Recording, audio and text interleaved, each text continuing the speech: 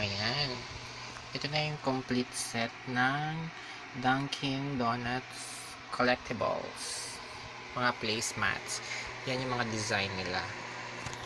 Ayan. Napansin nyo, ito yung naunang nabili ko na. Ayan. 26 pesos only yan. Pero may kailangan kang bilhin sa mga big deals. Ito yung second design. Ang ganda.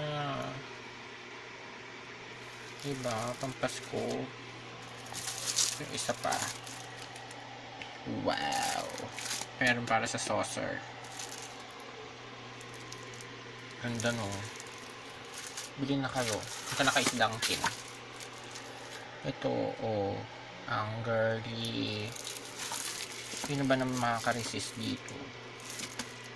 Siyempre, number 1 Dunkin Donut fan. Bilhin na kayo. Wow. Dunkin Donut collectibles. Placemat. Bye.